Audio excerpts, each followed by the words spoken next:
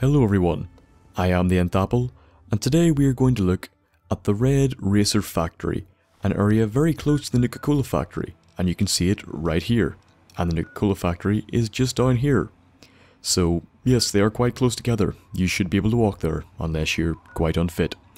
But anyway, let's go take a look at this, shall we? So as you can see, the place needs a woman's touch. Okay, it's not looking too good. Kind of looks like shit. But what I want to show you here is this. Now, as you can probably tell from the guttural yell you're going to hear right here, this is a ghoul. Okay, it's a very nice ghoul. And I'm going to blow its fucking head off. And listen. See that? And that little beep. And then that explosion. This will happen to every single ghoul in this factory. They will beep and they will explode. Their head anyway, even if you've already blown off the head. It doesn't care that it's fucking explosion. It'll just do it again. Even here you can see, all the lights are still on. The tricycles are all made. The factory isn't in a state of working, but it's not totally fucked either, which is very unusual for a dilapidated area. So here we're going to see one more ghoul, and I'm going to show you it again. Just a bit slower this time. So here's the wee unfortunate chap. Blow his head off. Went pretty high there. Then that explosion, now you couldn't actually see, but that exploded his head, which was off to the far left there. So yes, something is making their heads explode even after they're already dead, and that's what's interesting about this place. It was shockingly interesting. I had no idea. So after you've went upstairs to the back of the factory, you're going to come to this, the CEO's offices. We're gonna go in. Listen to that. Do you hear it? You should. It's the same sounds that we could hear in the Dunwich Building. That otherworldly sound, that whispering through the veil of evil. Okay, it's the same thing, which makes me think the same force is involved here. So you're gonna see here is another super mutant, a master. Oh, they're all masters in here. And when I kill this one, it has also got the very same chip implanted in its head, causing an explosion, which means it's being controlled as well. So we can access this terminal right here. Okay.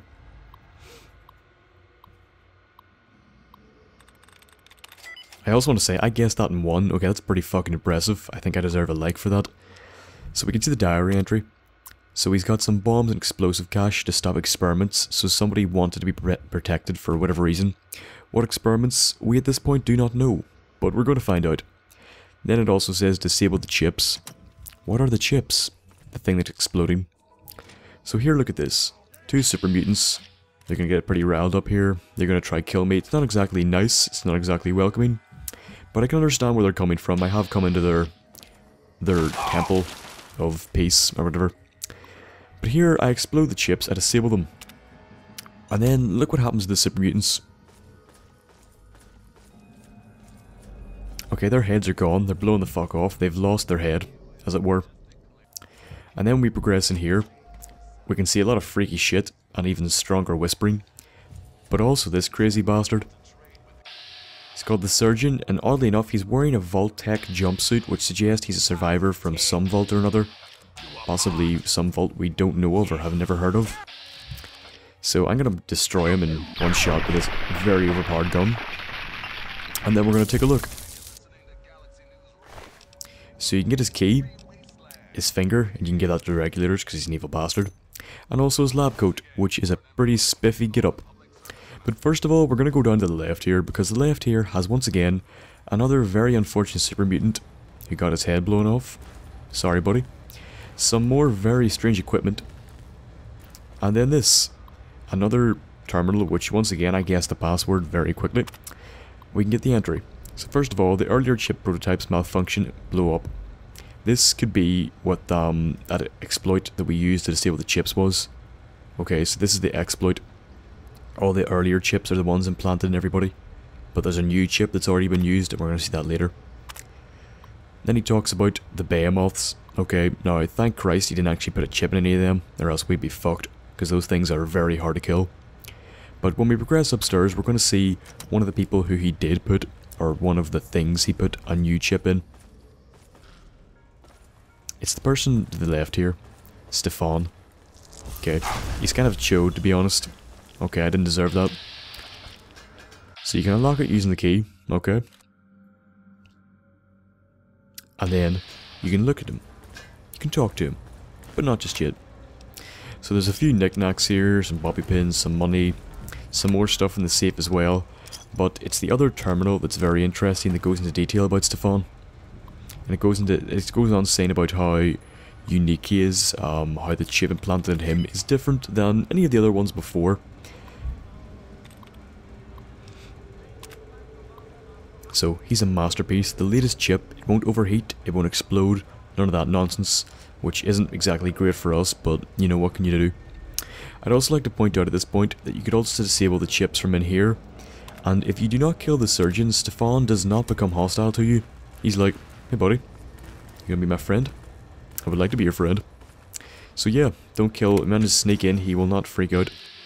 But I did kill him, so we have to kill Stefan. And you'll notice here that he actually does not explode, even from that ashes pile, which should be impossible. So we see another survivor, which means he possibly could have been trying to control people as well, and a quantum. And that's what's very eerie about this, the whispers and everything else. I think that otherworldly power that we see in the Dunwich Building is at work here again, working through the surgeon, trying to figure out a way to control people. The Wastelander being, well, an example of that, or a field example, and the ghouls being an army.